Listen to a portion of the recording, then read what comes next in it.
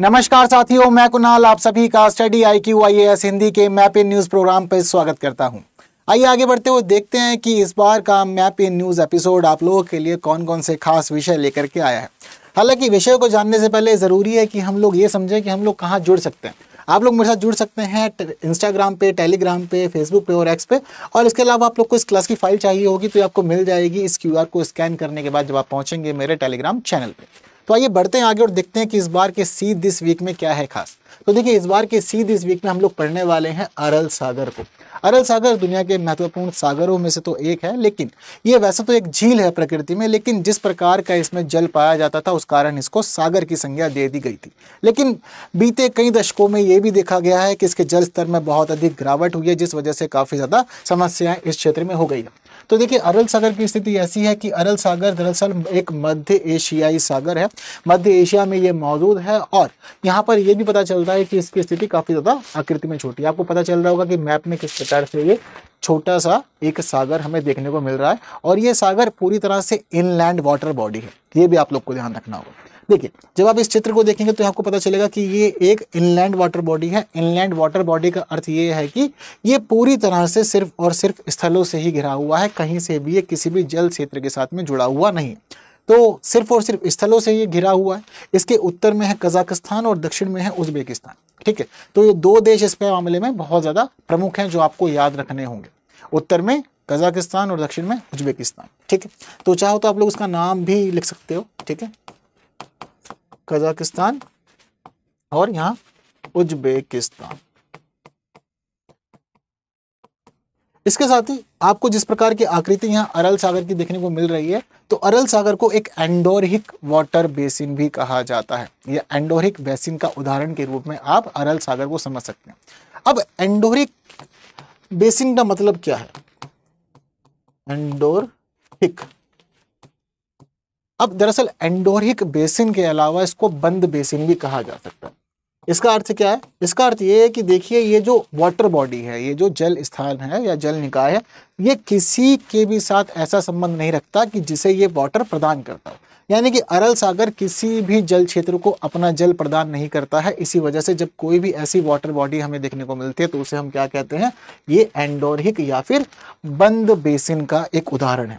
तो अरल सागर के पास में जल आता तो है, लेकिन किसी भी प्रकार के नदी मार्ग से या किसी भी नहर के माध्यम से अरल सागर का जल बाहर किसी और जल निकाय के पास में जाता नहीं है।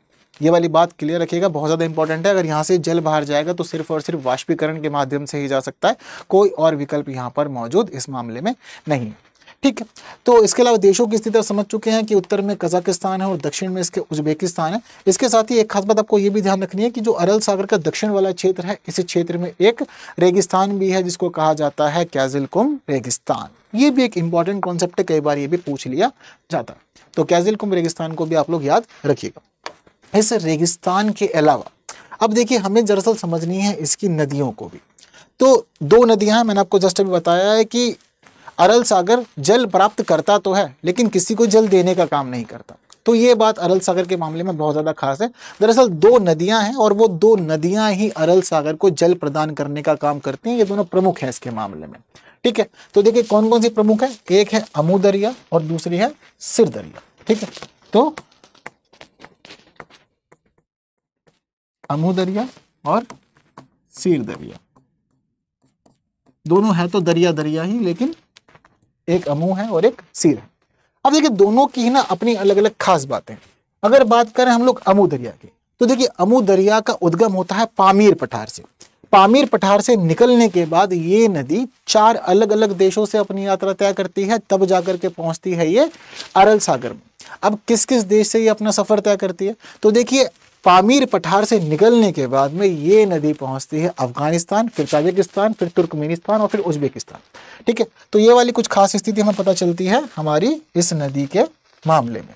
तो शुरुआत जो होगी इसकी पामीर पठार से, पामीर पठार से निकलने के बाद अफगानिस्तान, अफगानिस्तान के बाद ताजिकिस्तान, ताजिकिस्तान के बाद तुर्कमेनिस्तान और तुर्कमेनिस्तान के बाद फिर ये पहुंच जाएगी नदी उज्बेकिस्तान और उज्बेकिस्तान से बहते हुए फिर ये सीधा जाकर के अरल सागर के दक्षिणी हिस्से से प्रवेश कर जाएगी अरल सागर के अंदर।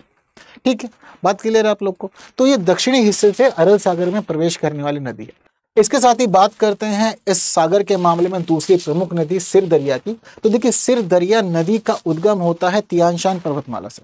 तियानशान पर्वतमाला से ये नदी निकलती है और निकलने के बाद अच्छा खासा सफर तय करती है और सफर तय करके अरल सागर में उत्तरी हिस्से से ये नदी प्रवेश करती है। अब तियानशान पर्वतमाला से निकलने के बाद दरअसल ये नदी 4 अलग अलग देशों से होकर गुजरती है। किस किस देश से गुजरती है? तो देखिए, सबसे पहले तो ये किर्गिस्तान में बहती है। किर्गिस्तान में बहने के बाद ये नदी पहुंच जाती है ताजिकिस्तान में। ठीक है, बहते हुए ये ताजिकिस्तान में आएगी। ताजिकिस्तान से बहते हुए फिर जब ये नदी आगे बढ़ती है तो आगे बढ़ करके ये नदी पहुंच जाती है उज्बेकिस्तान में। उज्बेकिस्तान की भूमि पर बहने के बाद ये नदी पहुंच जाती है फिर यहाँ से कजाकिस्तान में, और कजाकिस्तान से बहते हुए फिर अरल सागर से उत्तर में प्रवेश कर जाती है। तो ये इस नदी की खास बात रहती है। हालांकि देखने वाली बात यहाँ पर यह भी है कि ये जो दोनों नदियां हैं, ये दोनों ही नदियां मध्य एशिया की सबसे बड़ी नदियां भी कहलाती हैं और अरल सागर के मामले में तो खास है ही है। ठीक है, इसके साथ ही कुछ खास चीज़ें हमें अरल सागर के बारे में और समझनी है। तो कुछ खास चीज़ें हमें दरअसल अरल सागर के बारे में ये भी समझनी है कि अरल सागर की स्थिति ना बीते कई दशकों में बहुत ज़्यादा खराब हो गई है। उसके पीछे का रीज़न ये है कि दरअसल अरल सागर के पास में ही एक रेगिस्तानी खाना बदोश जनजाति रहा करती थी, और जो ये खाना बदोश जनजाति थी, ये जनजाति संबंधित है काराकल्पस्तान से। तो काराकल्पस्तान के अंदर ये जनजाति रहा करती थी, खाना बदोश जनजाति। अब दरअसल ये जनजाति है, तो जनजाति क्या करती है, ये लोग प्राकृतिक संसाधनों पर ही पूरी तरह से निर्भर रहते हैं। अब प्राकृतिक संसाधनों पर निर्भर रहने के साथ ही एक खास बात ये थी कि इन लोगों को मछली पकड़ने के उद्योग के माध्यम से ही अपना जीवन यापन करना बड़ा पसंद था। अब मछली पकड़ पकड़ के इन्होंने अपने उद्योग को आगे बढ़ाया, अपने जीवन को सुधारा। इसके साथ साथ हम ये भी देखते हैं कि अरल सागर झील के आसपास जो नदियां आती थी, ये नदियां इसके आसपास के शहरों को भी पानी दिया करती थी, क्योंकि आप लोग को पता चल ही रहा है कि कैसे एक अच्छा खासा और लंबा सफर तय करके ये नदियां पहुंच रही हैं अरल सागर के अंदर। एक नदी पहुंच रही है पामीर पठार से 4 देशों से गुजरते हुए फिर अरल सागर में, और दूसरी है तियानशान पर्वतमाला से निकलकर 4 देशों से गुजरकर तब अरल सागर पहुंच रही है। यानी कि 4 देश और इनके शहरों में ये पानी छोड़ते छोड़ते जा रही है। अब इस दौरान हमें एक खास बात यह पता चलती है कि इन शहरों की भी एक बड़ी और अच्छी खासी जनसंख्या इन नदियों के ऊपर डिपेंड थी। अब यह पर इस वजह से एक ऐतिहासिक सिल्क रूट भी तैयार हो गया, यानी कि इस पूरे के पूरे सिस्टम को यहाँ पर तैयार करने में नदियों ने भूमिका निभाई, और नदियों की वजह से यहाँ पर एक ऐतिहासिक सिल्क रूट बन गया। अब जब ऐतिहासिक सिल्क रूट बन गया तो सिल्क रूट बन जाने के बाद में यहाँ के लोगों को ये बात समझ में आई कि भाई सिल्क के काम में, यानी कि कपास का उत्पादन करने में तो बड़ा फायदा है। कपास उद्योग से अगर हम लोग जुड़ते हैं तो पैसा भी अच्छा कमा सकते हैं और पूरी दुनिया में डिमांड भी है। अब यहाँ के लोगों ने इन नदियों के जल को इस्तेमाल करके कपास को अधिक से अधिक मात्रा में उगाना शुरू कर दिया, यानी कि कपास की खेती को बढ़ाया। अब कपास की खेती को बढ़ाया, इसका अर्थ ये हुआ कि कृषि भूमि की आवश्यकता बढ़ी और इन लोगों का कृषि के मामले में इसी प्रकार विस्तार होने लग गया। कपास बढ़ाना चाहते थे, कृषि भूमि में विस्तार हुआ। कृषि भूमि का विस्तार हुआ तो पता चलता है कि अब आपको पानी भी ज़्यादा चाहिए, तो पानी की खपत भी यहाँ के लोगों की बढ़ने लगी। अब यहाँ के लोगों की जब पानी की खपत बढ़ने लगी और लोग पानी के मामले में खुद को बहुत ज़्यादा परेशान नहीं करना चाहते थे, तो लोगों ने क्या किया, इस नदियों का, यानी कि दोनों ही नदियाँ हैं, इन नदियों का पानी डाइवर्ट करना फिर लोगों ने शुरू कर दिया। अब आपको पता चल गया है सिस्टम को देख करके कि अरल सागर के मामले में ये नदियाँ केवल जल की ही भूमिका नहीं निभाती, बल्कि ये इस सागर के मामले में प्रमुख धमनियां हैं इसकी। लेकिन लोगों ने अपने आर्थिक हितों के लिए इन नदियों के पानी को डाइवर्ट किया, और पानी को डाइवर्ट करने के लिए यहाँ पर बांध का निर्माण किया गया, नहरों का निर्माण किया गया, और इस निर्माण कार्य की वजह से दरअसल जो जल मिलता था अरल सागर को, वो जल अब शहरों की तरह डाइवर्ट होने लगा।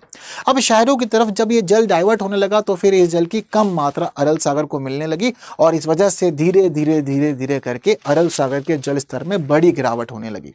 यहाँ पता चलता है कि 1960 के दशक में इस सागर के जल स्तर में भारी गिरावट हुई है, और 1987 तक निरंतर हम ये देखते हैं कि इसमें संकुचन हुआ है, और संकुचन के बाद अरल सागर 2 अलग अलग भागों में विभाजित हो गया। अब आज की जो इसकी आकृति है, इसकी आकृति से पता चलता है कि ये 2 भागों में विभाजित है, और जिस प्रकार के 2 भागों में ये विभाजित है उससे एक बात ये भी समझ में आती है कि ऊपरी हिस्सा इसका छोटा है और जो निचला हिस्सा है वो बड़ा है। तो ऊपरी हिस्सा या उत्तरी हिस्सा जो है इसका, वो उत्तरी हिस्सा छोटा और दक्षिणी हिस्सा बड़ा कहलाता है। लेकिन ये पूरा का पूरा मामला जुड़ा हुआ है अरल सागर से ही। और ये समझ लीजिए कि 50 साल पहले ही ये सागर अपना 90% से भी ज़्यादा भाग खो चुका था, 90% से भी ज़्यादा सिकुड़ चुका था। ये इस पूरे के पूरे सागर की खास बात है। तो ये कुछ खास विशेषताएं हैं। और अगर आप लोग तस्वीर देखेंगे तो आपको तस्वीरें भी मिल जाएंगी जहां पता चलता है कि बीते लगभग 50-60 वर्षों के दरमियान अरल सागर का जो स्वरूप है उसमें बहुत ज्यादा परिवर्तन हुआ। परिवर्तन इस मामले में हुआ है कि धीरे धीरे जल स्तर कम हुआ और इसके जो स्थल भाग थे वो स्थल भाग उजागर हो गए और अब हमें यहाँ पर अच्छे खासे स्थल भाग इस सागर के अंदर देखने को मिल भी जाते हैं। बातें सारी क्लियर हैं सभी लोगों को। तो ये सभी चीज़ें आप लोग के मामले में खास है, एग्जाम की दृष्टि से सभी को याद रखनी है सारी बातें, क्योंकि कुछ भी एग्जाम में पूछा जा सकता है।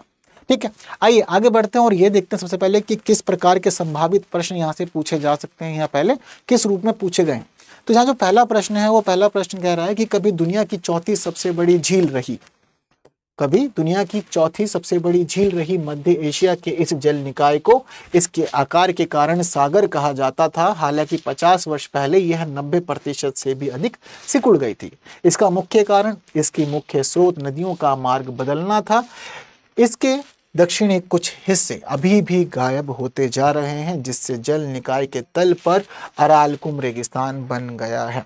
तो बताइए उपयुक्त विवरण निम्नलिखित में से किसके लिए सर्वाधिक उपयुक्त हैं। अब देखिए इस प्रश्न की बहुत सारी बातें तो मैं आप लोग को पहले बता चुका हूं, तो आप लोग को इजीली समझ में भी आ जाएगी। हालांकि इस प्रश्न को पढ़ते समय हमें कुछ खास खास बातें ही देखनी होती है, उन खास बातों से हमें पता चल जाता है कि हमसे प्रश्न में क्या पूछा गया। जैसे कि सबसे पहले कहा गया है कि चौथी सबसे बड़ी झील रही, तो चौथी सबसे बड़ी झील कौन सी रही थी दुनिया की, आपको ये सोचना है। इसके साथ साथ यहाँ बात कही जा रही है मध्य एशिया की, तो देखिए एरिया भी लोकेट बता दिया कि इस वाले एरिया के मामले में ही आप लोग को चीज़ें ध्यान रखनी है। इसके अलावा अरल सागर की, जैसे कि आपको मैं पहले बता चुका हूँ कि 50 वर्ष पहले ही 90% से अधिक सिकुड़ भी गई है, तो यहाँ पर भी आपको चीज़ें पता चल जा रही है। ठीक है, तो ये कुछ खास खास पॉइंट्स हैं इसके जो हमें पता चल रहे हैं कि हमारा आंसर निकालने में मदद कर सकते हैं। अब जैसे कि मध्य एशिया की कौन सी है, तो हम अगर इसी वाले पॉइंट को लेकर चलें तो बेकाल कहाँ पर है, बेकाल झील रूस के अंदर है। ठीक है, चिल्का और हमारी जो ये अरल सागर है, अरल सागर कहाँ पर है, तो ये आपको मैं बताया था कि ये मध्य एशिया में, मिडल एशिया में, ठीक है, या सेंट्रल एशिया इसको हम लोग कहते हैं, तो सेंट्रल एशिया के अंदर है ये। चिल्का झील कहाँ है, ये तो एक्चुअल में भारत में ही आ गई है। और मृत सागर कहाँ है, तो मृत सागर हो जाएगा हमारा ये वेस्ट एशिया या फिर इसको हम लोग कह सकते हैं मिडल ईस्ट में।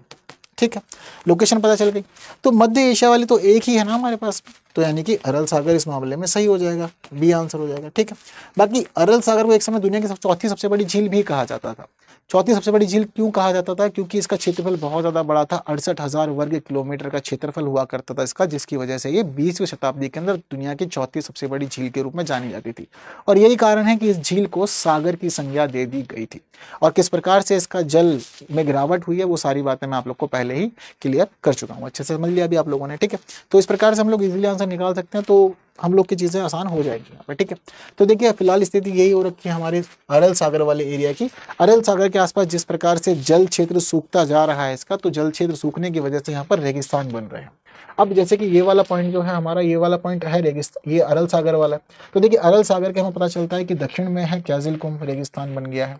क्याजिल कुंभ रेगिस्तान क्या रहा हुआ है, अरल सागर के हमारे जो पूर्वी हिस्सा है वहाँ पर अराल कुंभ रेगिस्तान बन गया है। और वहीं अरल सागर के दक्षिण में काराकुंभ रेगिस्तान भी हमें देखने को मिल जा रहा है। तो 3 रेगिस्तान भी इसके आसपास हैं। और ये समझ लीजिए कि जिस प्रकार से इसका जल क्षेत्र सूख रहा है ना, जल क्षेत्र सूखने की वजह से ये जो रेगिस्तानी भूमि है, इस रेगिस्तानी भूमि का विस्तार भी होता ही जा रहा है।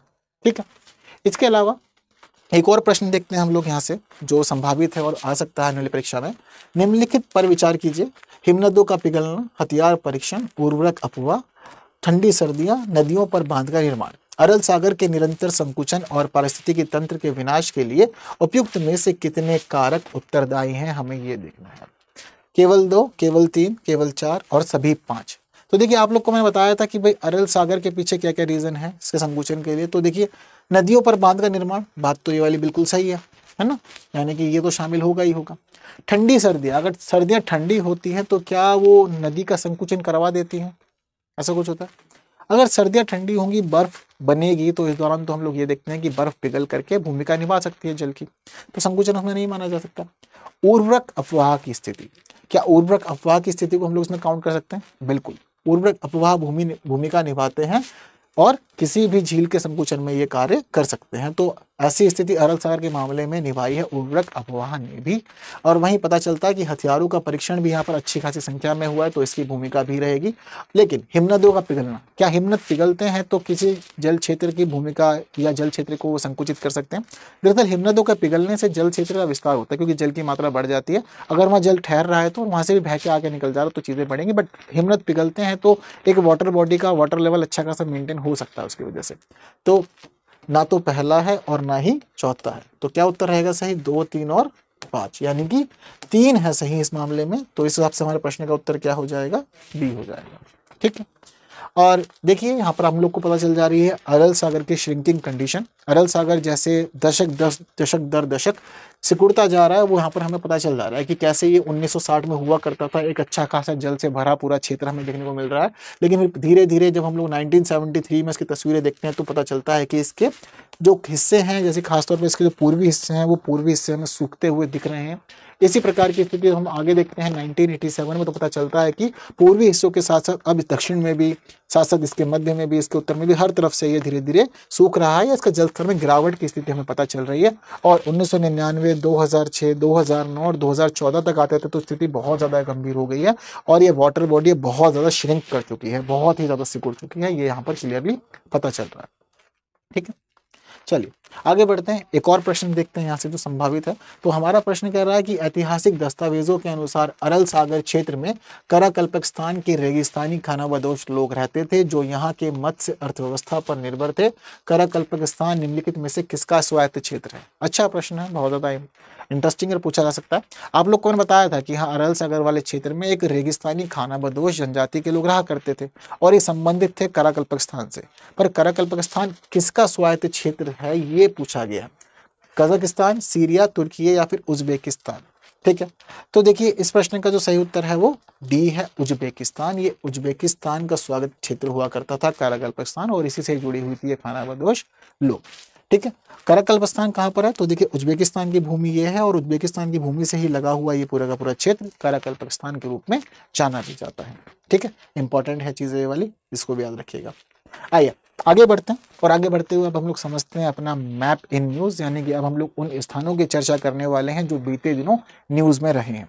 हालांकि इस चर्चा से पहले ये ज़रूरी है कि हम लोग उस क्वेश्चन को देखें जिस क्वेश्चन को हम लोगों ने अपने प्रीवियस क्लास के अंदर आप लोगों के आंसर देने के लिए छोड़ा था। तो क्वेश्चन था वो, बुशमैन जनजाति जो अफ्रीका का सबसे पुराना जीवित जनजातीय समूह है और नलंग भाषा बोलते हैं। नलंग भाषा को सामान्यतः नुलू के नाम से भी जाना जाता है। विलुप्त होने की गंभीर संकट के कारण हाल ही में यह भाषा खबरों में रही। इस भाषा या बोली का संबंध किस भौगोलिक क्षेत्र से है? सहारा मरुस्थल, सवाना क्षेत्र, कालाहारी मरुस्थल, कांगो नदी बेसिन? तो आप लोग को काफी सारी चीजें बताई थी उस समय कालाहारी मरुस्थल के बारे में, और यही प्रश्न का उत्तर है। ठीक है, यानी कि सी हो जाएगा। हालांकि ये हाल चर्चाओं में क्यों आया था उस समय, तो चर्चा में आने का बड़ा रीजन ये था कि एक आर्टिकल आया था अल जजीरा के अंदर, और अल जजीरा में जो आर्टिकल आया था वहाँ ये पता चला था कि इस भाषा को बोलने वाले केवल 2 ही लोग बचे हैं, और अब ये भी जरूरी है कि इस भाषा के शब्दकोश के लिए काम किया जाए, तो वो चीजें भी शुरू हो गई थी। तो इस वजह से यहाँ पर चीजें जो है वो सामने आई थी कि क्या क्या गंभीर स्थिति इस भाषा और इस जनजाति के लोगों की बन गई है। तो भाषा संरक्षण का मामला था। हालांकि वैसे एक बात भी समझने वाली है कि सभी भाषाएं तो हम लोग याद नहीं रख सकते, लेकिन जब करंट अफेयर में कोई मामला चर्चा में आता है तो फिर जरूरी हो जाता है कि उससे जुड़ी हुई खास बातें याद रखी जाए, अगर बाई चांस कहीं क्वेश्चन आए तो हम लोग उसका आंसर सही भी दे लें। ठीक है, आइए आगे बढ़ते हुए देखते हैं अब हम लोग हमारा अपना मैप इन न्यूज़। और मैप इन न्यूज़ में हमारा आज का जो पहला टॉपिक है वो होने वाला है वेनेजुएला। वेनेजुएला चर्चा का विषय क्यों रहा है? क्योंकि अमेरिकी राष्ट्रपति डोनाल्ड ट्रंप ने वेनेजुएला से तेल और गैस खरीदने वाले देशों पर 25% का अतिरिक्त टैरिफ लगाने की घोषणा की थी। ठीक है, जिस समय बात कर रहे थे रेसिप्रोकल टैरिफ लगाएंगे, तो उस समय डोनाल्ड ट्रंप ने कहा था कि वेनेजुएला से अगर आप लोग गैस या तेल को खरीदते हैं तो आप लोगों के ऊपर अतिरिक्त टैरिफ लगाया जाएगा 25% का। इतना ही नहीं, यहाँ पर हमें ये पता चलता है कि ट्रंप ने वेनेजुएला के राष्ट्रपति निकोलस मादुरो पर चुनावी सुधारों और प्रवासी की वापसी पर प्रगति नहीं करने का आरोप लगाया था, जिस वजह से इस अतिरिक्त टैरिफ की अनाउंसमेंट की गई थी।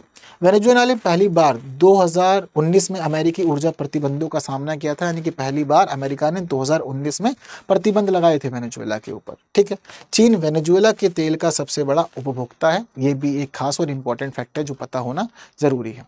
बातें क्लियर हैं सभी को? ठीक है, अब आगे बढ़ते हैं और आगे बढ़ते हुए ज़रूरी है कि हम लोग वेनेजुएला से जुड़ी हुई सभी खास बातों को समझें, क्योंकि परीक्षा के हिसाब से एक बहुत ही महत्वपूर्ण स्थान ये है। हालांकि सभी इंपॉर्टेंट है, क्योंकि कुछ भी पूछ सकता है आयोग, बट ज़रूरी है कि चीज़ों को हम लोगों ने अच्छे से पढ़ा हो, जाना हो, समझा हो। ठीक है, तो वेनेजुएला है कहाँ? तो वेनेजुएला दरअसल मौजूद है दक्षिणी अमेरिकी महाद्वीप में। अब ये दक्षिणी अमेरिकी महाद्वीप के अंदर उत्तरी क्षेत्र में मौजूद है। ठीक है, ये भी हमें पता चल रहा है कि दक्षिणी अमेरिकी महाद्वीप के अंदर ये उत्तरी क्षेत्र के अंदर है। अब जब ये उत्तरी क्षेत्र में मौजूद है तो किस किस देश की सीमा इसके साथ लगती है? तो देखिए, दरअसल ये सीमा साझा करता है 3 देशों के साथ में। कितने देशों के साथ? 3 देशों के साथ में ये सीमा साझा करता है। तो कौन कौन से 3 देश हैं जिसका सीमा साझा हो रही है? तो देखिए, वेनेजुएला के पश्चिम में हम लोग देखते हैं कि एक खास देश जहाँ पर सीमा साझा कर रहा है, और इस देश का नाम है कोलंबिया। ठीक है, कौन सा है? कोलंबिया। ठीक है, तो कोलंबिया इसके पश्चिम में। इसके साथ ही अब हम लोगों को यहाँ पर वेनेजुएला के दक्षिण में भी एक देश देखने को मिलता है, और वेनेजुएला के दक्षिण में मौजूद जो देश है उसका नाम है ब्राजील। ठीक है, ब्राजील के अलावा वेनेजुएला के पूर्व में भी एक देश है जिसका नाम है गुयाना। तो वेनेजुएला के पश्चिम में कोलंबिया, वेनेजुएला के दक्षिण में ब्राजील, और वेनेजुएला के पूर्व में आ गया गुयाना। ये 3 खास देश हैं जो उसके साथ में सीमा साझा करते हैं। हालांकि कहानी सिर्फ यहीं तक ही सीमित नहीं है। दरअसल वेनेजुएला की जो उत्तरी सीमा है, उत्तरी सीमा के पास अगर आप लोग थोड़ा ध्यान देंगे तो यहाँ पर आपको 2 छोटे छोटे द्वीपीय देश भी देखने को मिल जाएंगे। तो वेनेजुएला जल क्षेत्र के मामले में 2 और देशों से, या ये कहें कि द्वीपीय देशों से सीमा साझा करते हैं समुद्री सीमा में, और इन दोनों का नाम है त्रिनिदाद और टोबैगो। तो इन दोनों को भी चाहे तो बिल्कुल हम लोग लिख सकते हैं। ठीक है, त्रिनिदाद टोबैगो। ठीक है, ये दोनों भी बहुत ज्यादा इंपॉर्टेंट है और किसी भी एग्जाम में ये भी पूछे जा सकते हैं। तो ये खास स्थिति जहां जहां सीमा साझा हो रही है। इसके साथ ही हमें इस तस्वीर को देख के पता चल रहा है कि वेनेजुएला की सीमा वाटर बॉडीज से भी लगी हुई है, यानी कि अच्छा खासा इसका उत्तर का क्षेत्र जल क्षेत्र से भी जुड़ा हुआ है। ठीक है, तो जल क्षेत्र से उत्तर में क्या क्या मामला चल रहा है? तो देखिए, वेनेजुएला उत्तर में कैरिबियन सागर से भी जुड़ा हुआ है। कैरिबियन सागर के अलावा वेनेजुएला उत्तर में जुड़ा हुआ है यहाँ पर वेनेजुएला की खाड़ी से भी। ठीक है, देखिए ये वाला जो पॉइंट है ना यहाँ पर, इस पॉइंट को हम लोग कहते हैं वेनेजुएला की खाड़ी।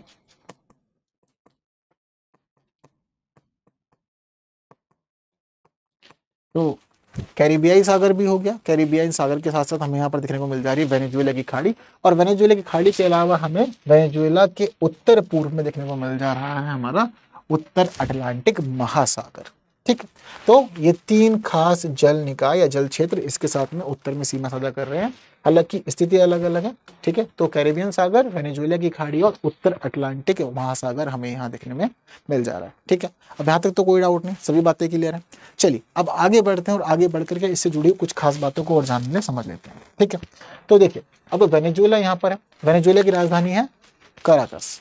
ठीक है, इसकी राजधानी थोड़ा सा खास है। खास क्यों है कराकस? इसके पीछे का रीजन है, एक तो इसकी राजधानी है, राजधानी के साथ साथ ये यहाँ पर इसका सर्वाधिक आबादी वाला शहर भी है। ठीक है, ये तट से थोड़ा सा अंदर है, सर्वाधिक आबादी वाला क्षेत्र है, और ये समझ लीजिए कि जो ये जल क्षेत्र के साथ सीमा साझा हो रही है यहाँ से बस थोड़ा सा ही ये अंदर। ठीक है, अब इसके साथ साथ यहाँ पर हम लोग समझते हैं इसकी कुछ भौगोलिक विशेषताओं को भी, क्योंकि इसकी भौगोलिक विशेषताएं अपने आप में थोड़ा सा ज़्यादा खास है। तो किसी भी देश की या किसी भी महाद्वीप की भौगोलिक विशेषताएं जनरली एग्जाम में पूछी भी जाती हैं, तो ज़रूरी है कि हम लोग चीज़ों को याद रखें। तो देखिए, भौगोलिक विशेषताओं के मामले में दरअसल जो हमारे पूरा का पूरा क्षेत्र है, जनरली हमें यहाँ पर 4 प्रमुख विशेषताएं इसकी भौगोलिक देखने को मिलती है। सबसे पहले हमें इसके उत्तर पश्चिमी भूमि, यानी कि ये वाला जो क्षेत्र है ना, ठीक है, यहाँ पर देखिए लेक माराकाइबो हमें देखने को मिलेगी। ठीक है, तो ये जो पूरा का पूरा क्षेत्र है ये लेक माराकाइबो का है, यानी कि इसको आप लोग माराकाइबो झील भी कह सकते हैं। अब माराकाइबो झील के आसपास का जितना हम लोग क्षेत्र देख रहे हैं, ये इसका पूरा का पूरा क्षेत्र बन जाता है उत्तर पश्चिमी क्षेत्र, और इस उत्तर पश्चिमी क्षेत्र को कहा जाता है माराकाइबो क्षेत्र। तो माराकाइबो झील के आसपास का क्षेत्र माराकाइबो क्षेत्र कहा जाता है। हालांकि माराकाइबो झील और वेनेजुएला की खाड़ी ये भी आपस में कनेक्टेड है, और इन दोनों जल निकायों को कनेक्ट करता है यहाँ पर तबलाजो स्ट्रेट। ठीक है, तो आप लोग याद रखिएगा कि किस प्रकार से माराकाइबो झील वेनेजुएला की खाड़ी से जुड़ी हुई है, और बीच में कौन कनेक्ट कर रहा है इसको? तबलाजो स्ट्रेट इसको यहाँ पर कनेक्ट करने का काम कर रहा है। ये भी एक खास और इम्पॉर्टेंट बात है जो आप लोग को याद रखनी होगी आने वाले समय में, ठीक है। तो ताबलाजो स्टेट चाहो तो आप लोग उसको लिख भी सकते हो,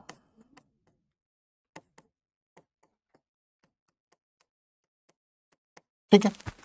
तो क्या इसके खास ज्योग्राफिकल फीचर्स हैं, नॉर्थ वेस्ट एरिया में या उत्तर पश्चिमी एरिया में, आपको क्लियर हो गया। अब दरअसल हम लोग सिर्फ इसी एरिया को क्यों मान रहे हैं जो माराकाइबो क्षेत्र है, इसके पीछे का रीजन है यहाँ पर मौजूद एक पर्वत श्रृंखला। दरअसल यहाँ पर एंडीज पर्वत का हम लोग विस्तार देखते हैं, और जो एंडीज पर्वत का विस्तार हो रहा है वेनेजुएला में, उसको जाना जाता है मेरिडा पर्वतों के नाम से भी, ठीक है। मेरिडा पर्वत भी इसको कहते हैं। अभी जो मेरिडा पर्वत श्रेणी यहाँ पर आ रही है, तो ये दरअसल एक चाप के आकार में है। कैसे आकार में है ये एक चाप के आकार में फैली हुई है यहाँ पर।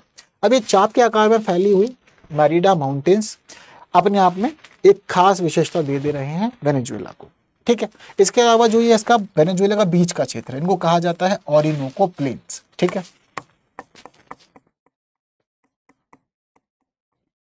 ओरिनोको प्लेन या फिर ओरिनोको मैदान के रूप में हम लोग इनको जान समझ सकते हैं। तो ये भी इसका एक महत्वपूर्ण भौगोलिक क्षेत्र है, ठीक है।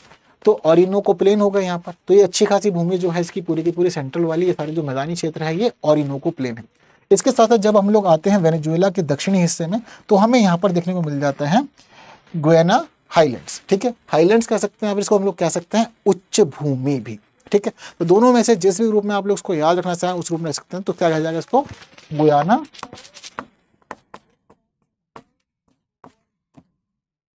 उच्च भूमि यहाँ पर मौजूद है। हालांकि गुयाना उच्च भूमि के बाद जब हम लोग और थोड़ा दक्षिण में आते हैं तो हमें यहाँ पर देखने को मिल जाता है पारीमा माउंटेन्स, ठीक है। तो पारीमा पर्वत श्रेणी या पारीमा माउंटेन्स, इसको हम लोग यहाँ पर लिख सकते हैं। तो ये भी यहाँ पर मौजूद है, ठीक है। तो ये सारी की सारी जो खास विशेषता आप लोग को पता होनी चाहिए वो यहाँ पर हमें देखने को मिल रही है, ठीक है। बात सिर्फ यहीं तक ही सीमित नहीं है। इसके अलावा जिस तरह से आप लोगों ने लेक माराकाइबो को समझा, इसी के साथ साथ यहाँ पर एक और खास लेक है जिसको कहा जाता है लेक गुरी या गुरी झील, इसको हम लोग कह सकते हैं, ठीक है। लेक गुरी या फिर गुरी झील इसको हम लोग कह सकते हैं। ये थोड़ी सी अपने आप में वेनेजुएला के मामले में खास रहती है। और वहीं यहाँ पर दक्षिणी अमेरिका महाद्वीप का सबसे ऊंचा वाटरफॉल यानी कि यहाँ पर झरना भी मौजूद है, जिसको हम लोग कहते हैं एंजल फॉल्स। सबसे ज्यादा ऊंचा है ये दक्षिणी अमेरिकी महाद्वीप के मामले में, ठीक है। तो इसको भी आप लोग याद से जरूर रखिएगा। क्लियर है बात सारी की सारी। तो ये सारी की सारी चीजें जो है वो बहुत ज्यादा खास है अपने आप में इस पूरे के पूरे देश के मामले में, ठीक है। वेनेजुएला की इतनी स्थिति क्लियर होगी आप लोग को, ठीक है। अब आपको एक खास विशेषता और बताते हैं जो जनरली हमें कहीं और देखने को मिलती नहीं है। अब वो क्या खास विशेषता, तो देखिए दरअसल ये जो ताबालाजो स्टेट वाला एरिया है ना, इस ताबालाजो स्टेट के मामले में हमें यहाँ पर ये खास चीज और पता चलती है कि ये जोड़ता तो है वेनेजुएला की खाड़ी और लेक माराकाइबो को, लेकिन इसको जोड़ने के साथ साथ हमें पता चलता है कि जो ये माराकाइबो झील है, इस माराकाइबो झील के अंदर एक खास रहस्यमयी घटना होती है। और जो रहस्यमयी घटना माराकाइबो झील में होती है उस घटना को कहा जाता है कैटाटुम्बो लाइटनिंग, ठीक है। क्या कहते हैं इसको, कैटाटुम्बो लाइटनिंग। अब देखिए ये कैटाटुम्बो लाइटनिंग जो है ये एक रहस्यमयी घटना है। कैसी है ये, रहस्यमयी घटना। रहस्यमयी घटना का मतलब ये है कि यहाँ पर 160 दिन तक स्थिति ऐसी बनी होती है कि शाम के समय बिजली की चमक देखने को मिलती है। बातें क्लियर है। तो सारी की सारी खास खास विशेषताएं हैं। इसके अलावा एंजल फॉल्स जो है, एंजल फॉल्स दक्षिणी अमेरिका के मामले में तो सबसे ऊंचा फॉल्स है ही है, साथ साथ ये पूरी दुनिया का भी सबसे ऊंचा फॉल या सबसे ऊंचा झरना कहा जाता है। तो चीजें खास हैं, बहुत ज्यादा इंपॉर्टेंट है, याद रखना भी जरूरी है आप सभी लोगों को, ठीक है। तो सारी की सारी जो इंपॉर्टेंट जरूरी चीजें आप लोग को पता होनी चाहिए वो सारी की सारी आप लोग को यहाँ पर बता दी गई है, ठीक है। तो ये सब कुछ चीज़ें आप लोग याद रखनी है। कहीं भी किसी प्रकार से एग्जाम में पूछी जाए तो मुझे लगता है कि आप लोग उसको बहुत आराम से बता सकते हैं, यहाँ पर कोई दिक्कत परेशानी आपको नहीं भी आएगी। इसके साथ साथ एक बात और आपको ध्यान रखनी है यहाँ पर, वो ध्यान ये रखनी है कि जो हमारा ये माउंट मेरिडा है, यानी जिसको हम लोग कह रहे हैं कि एंडीज पर्वतमाला का विस्तार है, तो माउंट मेरिडा की सबसे ऊंची चोटी जो है वो पीको वॉलीमर है। तो आप लोग को ये भी याद यहाँ पर रखनी होगी, पीको वॉलीमर, ठीक है।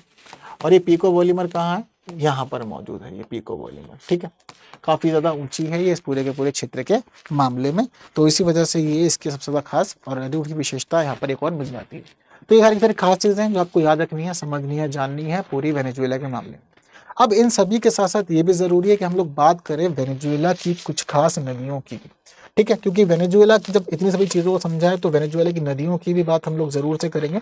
तो वेनेजुएला की जिन नदियों की हम लोग का बातचीत करनी है उस मामले में एक खास बात ये ध्यान रखनी है कि इसकी कुछ ही खास नदियाँ है ना, और उन खास नदियों को फिर इजीली हम लोग याद भी रख सकते हैं। तो कौन कौन सी खास नदियाँ हैं जो हमें वेनेजुएला की याद रखनी है? तो देखिए, वेनेजुएला के मामले में हम लोगों को 3 नदियाँ पढ़नी पड़ती हैं। 3 नदियों में पहली है ओरिनोको, दूसरी है कैरोनी और तीसरी है कैटाटुम्बो। अब ये कहाँ कहाँ पर है? तो देखिए, सबसे पहले हम लोग बात करते हैं ओरिनोको नदी की। ये ओरिनोको नदी एक बहुत ही लंबी नदी है, बहुत खास नदी है पूरी तरह से। तो वेनेजुएला के मामले में तो इसकी मुख्य नदी है ही है। इसका उद्गम होता है गुयाना हाईलैंड से, ठीक है। तो गुयाना हाईलैंड्स वाली जमीन मैंने आपको बताई थी कि ये वाली है, तो बिल्कुल ठीक इसी प्रकार से इसका उद्गम भी यहीं से होता है, गुयाना हाईलैंड से। गुयाना हाईलैंड से उद्गम होने के बाद दरअसल ये बहुत अच्छे से सफर तय करते हैं वेनेजुएला में। ये समझ लीजिए कि वेनेजुएला में इसका जो सफर है वो सफर कुछ इस प्रकार से रहता है, यानी कि अच्छा खासा भूमि पर ये अपना सफर तय करती है। और सफर तय करने के साथ साथ ये नदी ही एक ऐसी खास नदी है यहाँ पर जो कोलंबिया और वेनेजुएला इन दोनों देशों के बीच में सीमा बनाने का काम भी करती है। सीमा बनाने के बाद ये फिर दोबारा घूम जाती है पूर्व दिशा में और घूम करके सीधा बह करके पहुंच जाती है ये अटलांटिक महासागर के अंदर, ठीक है। तो ये अच्छी खासी मूवमेंट करती है, अच्छा खासा घूमती फिरती है। तो यानी कि इसकी एक खास विशेषता है जो आप लोग को याद रखनी है। और केवल बात सिर्फ इसके घूमने की या फिर कोलंबिया और वेनेजुएला के बीच में सीमा बनने की ही नहीं है, बल्कि इसके साथ साथ यहाँ पर यह बात भी है कि जो ये ओरिनोको नदी है, ये ओरिनोको नदी दक्षिणी अमेरिकी महाद्वीप में अमेज़न और पराना के बाद में सबसे लंबी नदी भी कही जाती है, ठीक है। तो बहुत ज़्यादा इंपॉर्टेंट कहानी इसकी यहाँ पर भी हो जाती है। और जिस प्रकार से ये नदी बहती है, ये नदी बह करके वेनेजुएला को 2 अलग अलग भागों में भी बांट देती है, ठीक है। यहाँ तक की स्थिति तो ठीक थी, बट जिस प्रकार से ये सीमा बनाने के बाद घूमी है तो यहाँ पर हमें पता चल रहा है कि 2 अलग अलग भागों के अंदर एक प्रकार से ये ओरिनोको नदी बांट दे रही है वेनेजुएला को, ठीक है। इसके साथ साथ हम और नदियों की बात करें तो देखिए, जो कैरोनी नदी है और जो कोरा नदी है, कैरोनी, कोरा और अपूरे, ये तीनों नदियां ऐसी हैं जो इस ओरिनोको नदी की सहायक नदी है, ठीक है। तो कैरोनी इंपॉर्टेंट है, अपूरे, ठीक है, और साथ साथ कोरा। अब देखिए, दरअसल अपूरे की खास बात क्या है कि अपूरे नदी में आकर के उत्तर से बहती हुई कई नदियां आकर के मिलती हैं। तो उत्तर की कई नदियां जो पर्वतों से बह करके आती हैं, पर्वतों से निकलती हैं, वो आकर के अपूरे में मिलती हैं, उसके बाद अपूरे जाकर के मिल जाती है ओरिनोको में। वहीं कोरा जो है ये दक्षिण से बहती हुई आती है और दक्षिण से उत्तर की दिशा में बहती हुई जाकर के ओरिनोको में मिल जाती है। और कैरोनी की स्थिति भी ठीक इसी प्रकार की रहती है, ठीक है। तो यहाँ पर ये ऐसी कुछ सहायक नदियां हैं जो आपको याद रखनी होंगी और किसी भी तरह एग्जाम में ये भी पूछी जा सकती है, ठीक है। इसके साथ ही एक खास बात आपको और ध्यान रखनी है, यहाँ पर मौजूद एक और नदी है जिसका नाम है कैटाटुम्बो, ठीक है। तो ये जो कैटाटुम्बो नदी है, इस नदी की स्थिति ऐसी है कि ये नदी कोलंबिया से बहते हुए आती है और कोलंबिया से बहते हुए आकर के ये नदी वेनेजुएला में प्रवेश करती है और वेनेजुएला में बहने के बाद ये नदी जाकर के गिर जाती है लेक माराकाइबो के अंदर, ठीक है। तो ये इससे जुड़ी हुई सारी की सारी खास बात है, ठीक है, सारी की सारी खास नदियां। तो वेनेजुएला की जितनी भौगोलिक विशेषताएं, वो सारी भौगोलिक विशेषताएं हम लोगों ने अच्छे से समझ ली। अब अच्छे समझ लीजिए, तो एक बार देखते हैं कि इस खंड से कौन सा महत्वपूर्ण प्रश्न बन सकता है या किस प्रकार के प्रश्न आने वाले एग्जाम में हम लोगों से पूछे जा सकते हैं। तो देखिए, अब हमारा जो प्रश्न है क्या कह रहा है, इस प्रश्न में है दक्षिणी अमेरिका के निम्नलिखित में से, दक्षिणी अमेरिका के निम्नलिखित में से किस एक देश में एंडीज पर्वत श्रृंखला का विस्तार नहीं है? Colombia, Brazil, Peru, Argentina. Andes पर्वतमाला दरअसल दक्षिणी अमेरिकी महाद्वीप के मामले में बहुत लंबी पर्वतमाला है, यानी कि समझ लीजिए कि दक्षिण में ये शुरू होते, दक्षिण से उत्तर तक इसका विस्तार हम लोग देख लेते हैं, ठीक है। तो अब दरअसल कुछ कुछ चीजें हम लोग यही क्वेश्चन से देखते हैं, फिर आपको मैं और क्लियरली समझाऊंगा। अभी हम लोगों ने पढ़ा ये कहाँ पर है, वेनेजुएला के अंदर, और वेनेजुएला में कहाँ से प्रवेश कर रही है? कोलंबिया से, यानी कि कोलंबिया इस प्रश्न का उत्तर नहीं हो सकता, ठीक है। अब बच्चे हमारे पास ब्राजील, पेरू और अर्जेंटीना, ठीक है। तो हम यहाँ पर स्थिति देखेंगे, तो देखिए दरअसल ये जो हमारी एंडीज पर्वतमाला है, ये एंडीज पर्वतमाला 7 देशों से गुजरती है दक्षिण से उत्तर तक। अब 7 जो देश हैं वो 7 देश कौन कौन से हैं? देखिए 7 देशों में कहानी अगर हम दक्षिण से शुरू करते हैं, दक्षिण में सबसे पहला देश पड़ता है अर्जेंटीना। अर्जेंटीना के साथ साथ यहाँ पर हमें पता चल रहा है चिली। तो अर्जेंटीना एक तरफ है एंडीज पर्वतमाला के, दूसरी तरफ चिली है, ठीक है।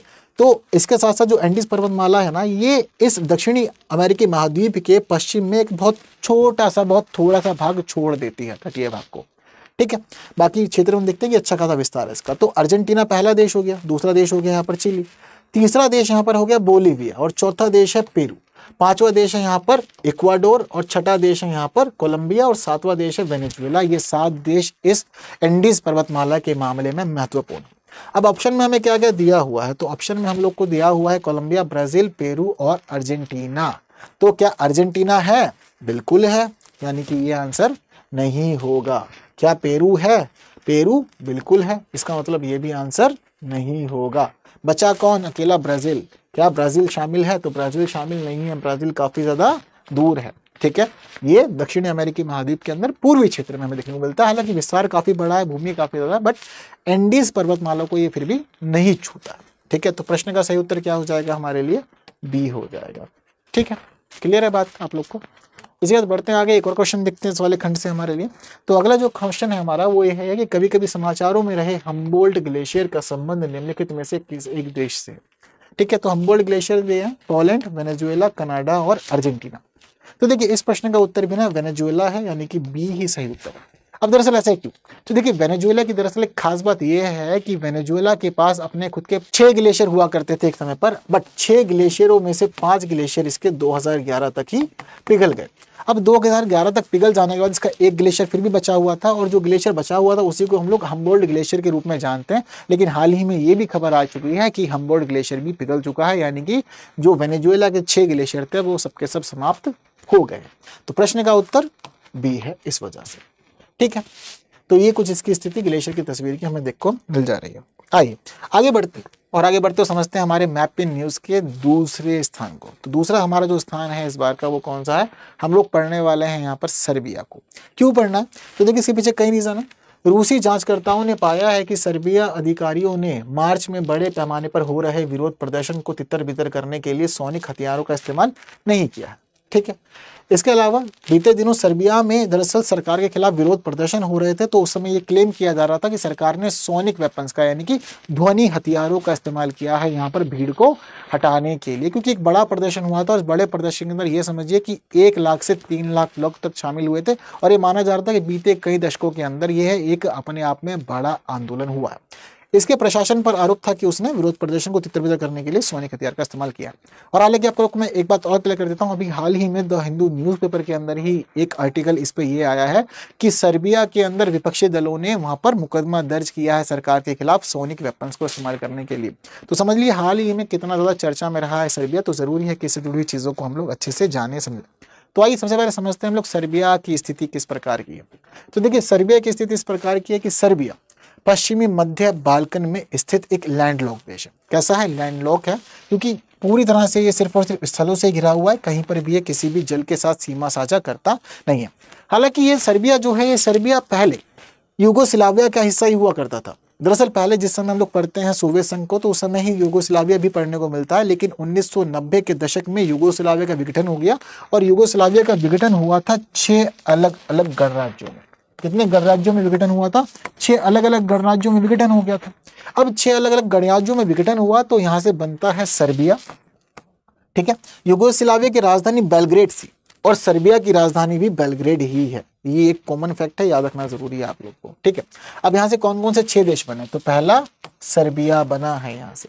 ठीक है, सर्बिया के अलावा कौन सा देश बना है यहाँ पर? तो यहाँ पे बना है मोंटेनेग्रो। ठीक है, कहाँ पर मौजूद है मोंटेनेग्रो? तो देखिए मोंटेनेग्रो मौजूद है यहाँ पे। ठीक है, ये मोंटेनेग्रो है, ये भी यूगोस्लाविया से ही निकला है। मोंटेनेग्रो के अलावा यहाँ पर जो एक और देश बना, मतलब एक एक करके हम लोग सीखते हैं। तो मोंटेनेग्रो के अलावा जो है यहाँ पर वो है स्लोवेनिया। अब ये कहाँ पर मौजूद है? तो देखिए ये मौजूद है यहाँ पर। ठीक है, तो देखिए ये जो सीमा है, सीमा के ऊपर वाला देश जो है ये स्लोवेनिया है। ठीक है, इसके साथ साथ क्रोएशिया भी बना है यहाँ से। ठीक है, तो क्रोएशिया ये रहा। ठीक, सर्बिया के साथ सीमा साझा करता है, सीमा से जुड़ा हुआ है सर्बिया के। ठीक है, इसके साथ साथ बोस्निया हर्जेगोविना, ये 2 नाम है बट एक ही देश है। ठीक है, तो ये बोस्निया और हर्जेगोविना हो गया। बोस्निया और हर्जेगोविना के अलावा यहाँ से जो और एक देश बना है उस देश का नाम है मैसेडोनिया। तो मैसेडोनिया हमें यहाँ पर देखने को मिल जाएगा। वैसे उत्तरी मैसेडोनिया है यहाँ पर। ठीक है, जो सीमा साझा कर रहा है यहाँ सर्बिया के साथ में। ठीक है, तो जो 6 अलग अलग देश बने युगोस्लाविया के विखंडन के बाद। उसमें सर्बिया, मोंटेनेग्रो, स्लोवेनिया, क्रोएशिया, इसके साथ साथ यहाँ पर बोस्निया और हर्जेगोविना और मैसेडोनिया, ये सभी के सभी देश शामिल थे। हालांकि ये तो सारे वो देश हैं जो युगोस्लाविया से टूट करके बने, बट अगर हम लोग ये बात करें कि सर्बिया किस किस देश के साथ अपनी सीमा साझा करता है, तो सर्बिया जिन देशों के साथ अपनी सीमा साझा करता है उसके अंदर नाम शामिल है बुल्गारिया का। ठीक है, बुल्गारिया पूर्व में, या हम लोग ये कहें कि दक्षिण पूर्व में इसके साथ सीमा साझा करता है। बुल्गारिया के अलावा रोमानिया, ठीक है, रोमानिया इसके साथ में सीमा साझा करता है पूर्व में ही, ठीक है, या उत्तर पूर्व भी इसको कहा जा सकता है। पूर्व के अलावा उत्तर में यहाँ सीमा साझा करता है हंगरी, ठीक है, हंगरी के अलावा क्रोएशिया, क्रोएशिया के अलावा बोस्निया और हर्जेगोविना, इसके साथ साथ मोंटेनेग्रो, ठीक है, और वहीं अल्बानिया भी सीमा साझा करता है, लेकिन अल्बानिया सीमा साझा करता है कोसोवो के साथ में। ठीक है, कोसोवो की कहानी थोड़ी सी अलग है, बट अभी फिलहाल हमें क्या पता चल रहा है, सर्बिया के साथ कितने देश सीमा साझा कर रहे हैं, Bulgaria, Romania, Hungary, Croatia, Bosnia और हर्जेगोविना और साथ साथ मोंटेनेग्रो, अल्बानिया और साथ साथ नॉर्थ मैसेडोनिया, ये सारे के सारे देश सीमा साझा इसके साथ में करते हैं। क्लियर है बात सारी? तो 8 देशों का नाम यहाँ पर आ गया है। अब 8 देश जो सीमा साझा कर रहे हैं, इसके अलावा थोड़ा सा कोसोवो को अलग हाईलाइट किया गया है। इसके पीछे का क्या रीजन है, उस रीजन को सबसे पहले हम लोग समझते हैं। दरअसल कोसोवो का निर्माण युगोस्लाविया से टूट करके नहीं हुआ, कोसोवो बना है सर्बिया से अलग होकर के, और इसने अपनी स्वतंत्रता घोषित की है 2008 में। हालांकि इस स्वतंत्रता का सफर बहुत ज्यादा सरल नहीं रहा। जिस समय बनता है सर्बिया युगोस्लाविया के टूट जाने के बाद में, तो हम लोग ये देखते हैं कि 1990 के दशक में कोसोवो के अंदर एक खास समुदाय रहा करता था, जिसको कहा जाता है अल्बानियाई मुस्लिम समुदाय। अब देखिए, उस समय तक कोसोवो को अल्बानियाई मुस्लिम बहुल प्रांत के रूप में ही जाना जाता था, लेकिन 1990 के दशक में ही हम लोग ये देखते हैं कि ये जो समुदाय था, ये समुदाय सर्बिया की सरकार के खिलाफ, प्रशासन के खिलाफ विद्रोह कर देता है, और विद्रोह के दौरान यहाँ बहुत ज़्यादा खून खराबा होता है, और ये लोग स्वतंत्रता की मांग करते हैं। कहते हैं कि हम लोग सर्बिया के अधीन नहीं रहना चाहते, हम लोग अलग हैं, तो हम लोग अलग रहना चाहते हैं, हमारे कल्चर अलग है, चीज़ें अलग हैं, तो क्यों हम लोग इनके प्रशासन में रहेंगे। अब इस दौरान बहुत ज़्यादा खून खराबा हुआ। अब जब खून खराबा बहुत ज़्यादा हुआ, तो इस वजह से यहाँ पर यूएन और नाटो ने इंटरफेयर किया, और इंटरफेयर ही नहीं किया बल्कि सर्बिया की राजधानी बेलग्रेड के ऊपर बमबारी भी की गई। अब जब ये पूरा का पूरा घटनाक्रम हुआ, तो इस घटनाक्रम के बाद हम लोग ये देखते हैं कि 1999 से 2008 तक कोसोवो रहता है यूएन के अधीन, यानी कि यूएन इसको अपने अधीन कर लेता है। इसका पूरा का पूरा प्रशासन उससे जुड़ी हुई सभी चीज़ों को देखता है। हालांकि जिस समय पूरे का पूरा खून खराबा वाला मामला हुआ था, इस दौरान कोसोवो ने खुद की आज़ादी घोषित तो कर दी थी, लेकिन आज़ादी इसको वास्तविक रूप में मिल नहीं पाई थी, और ये वास्तविक आज़ादी लेना चाहता था। लेकिन 1999 में यूएन ने इसको अपने प्रशासन में ले लिया। अब यूएन के प्रशासन में रहने के बावजूद अब कई देशों के साथ इसकी बातचीत हुई कि भाई क्या किया जाए आगे। यूएन में ये डिसीजन लिया जाना था कि कोसोवो की स्थिति सर्बिया के अधीन ही रखनी है या फिर कोसोवो को स्वतंत्र देश बनाना है। तो इस दौरान कुछ देश ऐसे थे जो कह रहे थे कि कोसोवो को स्वतंत्र देश बना दिया जाना चाहिए, कुछ देश ऐसे थे जो कह रहे थे कि कोसोवो को सर्बिया के अधीन ही रहना चाहिए। लेकिन इस पूरे के पूरे मतभेद के घटनाक्रम के बाद हम लोग ये देखते हैं कि 2008 में कोसोवो केवल अपनी स्वतंत्रता को लेकर के एक घोषित देश ही नहीं, बल्कि अपनी तरह से पूरी तरह मामलों में ये एक स्वतंत्र देश भी बन जाता है। तो 2008 से कोसोवो एक स्वतंत्र देश के रूप में स्थापित है, लेकिन दुनिया के बहुत सारे देश इसको मान्यता नहीं देते हैं। सर्बिया इसको स्वतंत्र देश नहीं मानता, अपने खुद का हिस्सा ही मानता है, और रूस का सर्बिया से लगाव होने के कारण रशिया भी इसको एक स्वतंत्र देश के रूप में मान्यता नहीं देता है। और ये समझ लीजिए कि 2008 से पहले कोसोवो के अंदर 2 खास प्रकार के समुदाय देखने को मिलते थे, एक अल्बानियाई मुस्लिम समुदाय और दूसरा इसमें मिलता था सर्ब अल्पसंख्यक। हालांकि जो अल्बानियाई मुस्लिम समुदाय था उसका यहाँ पर प्रतिनिधित्व था 95% का, लेकिन सर्ब अल्पसंख्यक सिर्फ और सिर्फ 5% की संख्या में मौजूद थे। तो जो चीज़ें थी वो चीज़ें सारी की सारी अपने फेवर में अल्बानियाई मुस्लिम लेकर के चल जाया करते थे। ठीक है, तो ये कोसोवो की खास हिस्ट्री है, जो खास स्थिति हम लोग को समझनी जाननी चाहिए, पता होना चाहिए कि क्यों सर्बिया के मामले में कोसोवो खास है और क्या क्या इसके इतिहास में हुआ है। अब जब हम लोगों ने कोसोवो को अच्छे समझ लिया, वैसे तो खैर ये सर्बिया का हिस्सा ही माना जाता है, मान्यता के हिसाब से हम लोग इसको अलग अलग जगह पढ़ते हैं। कुछ देश जो मान्यता देते हैं वो पढ़ते हैं कि ठीक है ये अलग है, कुछ देश जो मान्यता नहीं देते वो सशत पढ़ते हैं, जैसे कि भारत है, भारत खुद भी मान्यता नहीं देता है इसको। ठीक है, तो हम लोग पढ़ेंगे और सशत समझेंगे कि इसकी अब जुड़ी हुई सभी और बाकी चीज़ों को। ठीक है, तो समझ लिया था निकटवर्ती देशों के बारे में, उनकी खास स्थिति के बारे में। तो निकटवर्ती देशों को और बाकी सब चीज़ों को समझने के साथ साथ अब जैसे कि आप लोग को मैंने ये बताया कि जैसे कि कोसोवो काफ़ी ज़्यादा खून खराब है, लड़ाई झगड़े के साथ में स्वतंत्र हुआ। तो ये तो सर्बिया से अलग हुआ, लेकिन जिस प्रकार के 6 देश यूगोस्लाविया के विघटन के बाद बने थे उन सबकी स्थिति भी थोड़ी अलग अलग ही थी। जैसे कि यूगोस्लाविया से विघटन के बाद में हमें पता चलता है कि 2 देश स्लोवेनिया और मैसेडोनिया ये ऐसे थे जो बड़े ही शांति से अलग बन गए थे, इनके मामले में कोई परेशानी नहीं हुई थी, चीज़ें ठीक थी। लेकिन क्रोएशिया और बोस्निया के मामले में पता चलता है कि बहुत ज़्यादा यहाँ पर भी विनाशकारी युद्ध हुए, खून खराब हुआ, तब जाकर के उनको अपनी स्वतंत्र स्थिति मिली। और बाद में सर्बिया और मॉन्टेनेग्रो ऐसे थे जो 1992 से 2003 तक इसकी जो यूगोस्लाविया है उसकी एक कमज़ोर स्थिति को बरकरार रख रहे थे और कमज़ोर यूगोस्लाविया गणराज्य को संभाल के चल रहे थे, लेकिन ये भी सक्सेसफुल चीज़ें नहीं हो पाई थी। ठीक है, तो ये सारी की सारी कुछ खास चीज़ें हैं। ठीक है, सीमाओं को हम लोगों ने अच्छे से समझ लिया। अब सीमाओं को समझ लेने के बाद ज़रूरी है कि हम लोग इसके थोड़ी सी भूगोल की चर्चा भी कर लेते हैं। ठीक है, तो सीमाएं आप लोग को यहाँ पर पता चल जाएंगे देख करके कि कौन कौन से देश सीमा से लगे हुए हैं, कौन कौन देश कहाँ कहाँ पर मौजूद है। ज़रूरी है थोड़ा सा इसकी भूगोल की चर्चा अब हम लोग अच्छे से कर ले कि क्या क्या इसकी भौगोलिक विशेषताएं मौजूद है। तो भौगोलिक विशेषताओं के मामले में जब हम लोग सर्बिया को देखते हैं तो सर्बिया के हमें अलग अलग पर्वत देखने को मिलते हैं। ठीक है, जो खासतौर पे हमें स्पष्ट यहाँ पर दिख जा रहे हैं। तो कौन कौन से खास पर्वत देखने को मिल रहे हैं, तो देखिए सर्बिया के जब हम लोग पूर्वी हिस्से में आते हैं तो पूर्वी हिस्से में बुल्गारिया सीमा के साथ हमें यहाँ पर बाल्कन पर्वत देखने को मिल जाते हैं। ठीक है, तो यहाँ पर बाल्कन पर्वत श्रेणी है। ठीक है, जो हमें अच्छी खासी देखने को मिल रही है, इसका विस्तार भी काफी ज्यादा है। ठीक है, इस सर्बिया की भूमि पे बाल्कन पर्वत श्रेणी के अलावा हमें यहाँ पर एक और खास चीज देखने को मिलती है, वो है यहाँ पर रोडोप माउंटेन्स। ठीक है, ये समझिएगा कि जितने भी माउंटेन्स हम लोग पढ़ रहे हैं ये सारे के सारे बस विस्तार ही हैं, क्योंकि थोड़ा थोड़ा ही इसकी भूमि को कवर कर रहे हैं। जैसे कि यहाँ पर बाल्कन माउंटेन्स है तो ये बाल्कन पर्वत श्रेणी का विस्तार हमें सर्बिया के अंदर देखने को मिल जाता है। और ठीक उसी प्रकार की स्थिति है यहाँ पर रोडोप माउंटेन्स की भी। ठीक है, तो उसका भी हमें यहाँ पर विस्तार ही देखने को मिल जा रहा है। ठीक है, इसके साथ साथ हम यहाँ पर देखते हैं तो इसका जो पश्चिमी हिस्सा है, पश्चिमी हिस्से में हमें यहाँ पर देखने को मिल जाते हैं दिनारिक अल्पस पर्वत का विस्तार। ठीक है, तो दिनारिक अल्प्स को देखने के साथ साथ हमें यहाँ पर पता चलता है कि हाँ ये इसके खास खास कुछ पर्वत श्रेणियाँ हैं। ठीक है, तो ये भी विस्तार है, बहुत थोड़ा सा ही हमें यहाँ पर दिनारिक अल्प्स भी देखने को मिल जाता है। दिनारिक अल्प्स के अलावा हम अगर इसकी पूर्वी सीमा पर और देखें तो हमें इसकी पूर्वी सीमा पर पता चलता है एक और खास विशेषता के बारे में, और ये खास विशेषता है इसकी कॉर्पेथियंस। ठीक है, और रोडोप्स। ठीक है, तो ये जो यहाँ पर दरअसल सर्बियन कॉर्पेथियंस है। ठीक है, तो सर्बियन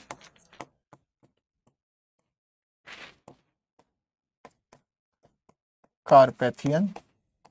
ठीक है, तो हमें यहाँ पर सर्बियन कार्पेथियंस देखने को मिलते हैं, वहीं साथ साथ हमें यहाँ पर रोडोप माउंटेन नीचे की तरफ और वहीं बीच में यहाँ पर बाल्कन माउंटेन देखने को मिल जाते हैं। तो ये इसकी कुछ खास खास विशेषताएं हैं जो आपको याद रखनी होगी।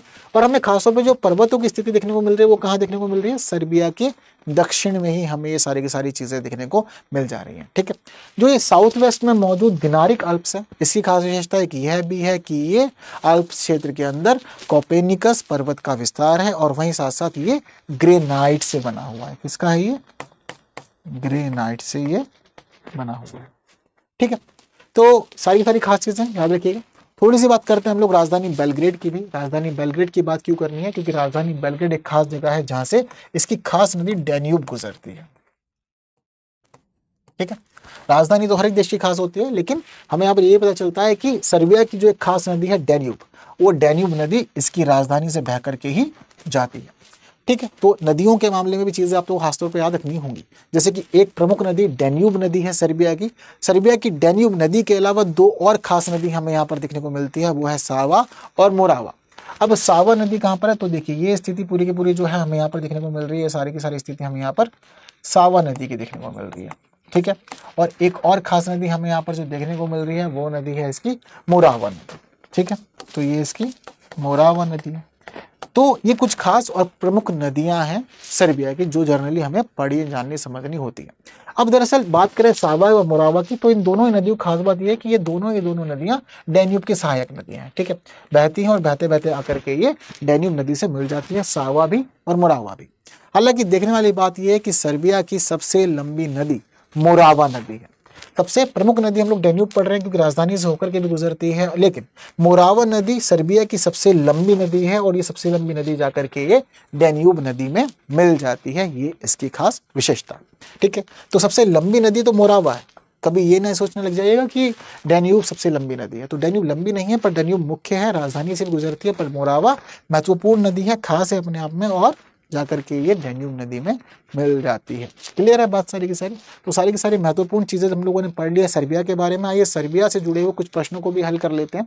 तो पहला प्रश्न यहाँ पर है, सर्बिया और कोसोवो के संदर्भ में निम्नलिखित कथनों पर विचार कीजिए। दोनों ही देश लैंड लॉक्ड हैं। डैन्यूब नदी दोनों देशों की राजधानी से गुजरती है। दोनों देशों में एपनीज पर्वतमाला का विस्तार है। ये हमें 3 स्टेट में देखने को मिल रहे हैं। क्या दोनों ही देश लैंडलॉक हैं? बात तो ये सही है तो दोनों देश लैंडलॉक, क्योंकि अब हम लोगों ने जिस प्रकार से मैप पे चीजों को देखा तो पता चला कि हाँ लैंडलॉक तो है। क्या डैन्यूब नदी दोनों देशों की राजधानी से गुजरती है? बिल्कुल नहीं। कोसोवो ने खुद को स्वतंत्र घोषित किया हुआ, उसकी राजधानी अलग है, और जो फिलहाल राजधानी है बेलग्रेड, वो बेलग्रेड किसकी है? अब वो बेलग्रेड राजधानी है सर्बिया की, और सर्बिया की राजधानी बेलग्रेड से ही गुजरती है डैन्यूब। तो यानी कि दूसरा स्टेटमेंट तो हो गया गलत। हमारा तीसरा स्टेटमेंट है, दोनों देशों में एपनीज पर्वतमाला का विस्तार है। तो देखिए एपनीज पर्वतमाला दरअसल इटली की पर्वतमाला है। किसकी है ये? इटली की। तो ना तो इसका विस्तार हमें देखने को मिल जाता है कोसोवो में, और ना ही देखने को मिलता है सर्बिया के अंदर। ठीक है, तो इस मामले में ये स्टेटमेंट पूरी तरह से गलत भी हो जाता है। तो अभियुक्त कथनों में से कितने सही हैं? केवल एक, केवल दो, सभी 3 या कोई भी नहीं? तो केवल एक ही सही है, पहला ही, यानी कि प्रश्न का उत्तर हो जाएगा ए। क्लियर है बात सारी? चलिए, तो देखिए यहाँ पर पूरी की पूरी स्थिति है जैसे जैसे हम लोगों से प्रश्न पूछा गया था। तो सबसे पहला प्रश्न ये पूछा गया था कि दोनों देश लैंडलॉक हैं, तो बिल्कुल देखो दोनों ही देश लैंडलॉक हैं, यहाँ पर ये हमें पता चल रहा है। दूसरी खास बात कहा था कि डैन्यूब दोनों देशों की राजधानी से गुजरती है, तो ऐसा नहीं है, सर्बिया की राजधानी बेलग्रेड से ही गुजरती है। और वही बात करें अगर एपनीज की, तो एपनीज कहाँ पर है? ये इटली के अंदर अच्छा खासा विस्तार हमें एपनीद पर्वतमाला का देखने को मिल भी जाता है। ठीक है, आइए एक और प्रश्न देखते हैं यहाँ पर। तो जो हमारा अगला प्रश्न है, ये प्रश्न है, हाल ही में संयुक्त राष्ट्र महासभा में जर्मनी और रवांडा ने 1995 के स्रेब्रेनिका नरसंहार के पीड़ितों को मान्यता देने वाला प्रस्ताव पेश किया, जिसका सर्बिया द्वारा जबरदस्त विरोध किया गया। स्रेब्रेनिका नरसंहार का संबंध निम्नलिखित में से किस देश से है? बोस्निया और हर्जेगोविना, यूक्रेन, फ्रांस और दक्षिणी सूडान। तो देखिए ये जो प्रश्न है, इस प्रश्न का उत्तर आप लोग मुझे बताएंगे कमेंट बॉक्स के अंदर। ठीक है, देखते हैं कितने लोगों का यहाँ पर आंसर आता है। फिर अगले वीडियो में बताया जाएगा कि किस किस ने आंसर दिया था, किसने सबसे पहले सही आंसर दिया। इसकी चर्चा हम लोग अगले वीडियो में जरूर से करेंगे। ठीक है, लेकिन फिलहाल आप लोग ये समझ लीजिए कि बस आज की क्लास में इतना ही। जितनी महत्वपूर्ण बातें हम लोग को इस मैप इन न्यूज़ के एपिसोड में करनी थी, वो सारी बातें पूरी हो गई हैं। उम्मीद करता हूँ कि सब कुछ आपको क्लियर हुआ होगा। बाकी की बातें हम लोग करेंगे हमारी आने वाली और क्लासेस में कुछ नए विषयों के साथ। तब तक के लिए बाकी वीडियोस देखते रहिए और बने रहिए study IQ IAS Hindi channel पे। आज के लिए फिलहाल दीजिए मुझे विदा। Thank you so much. जय हिंद।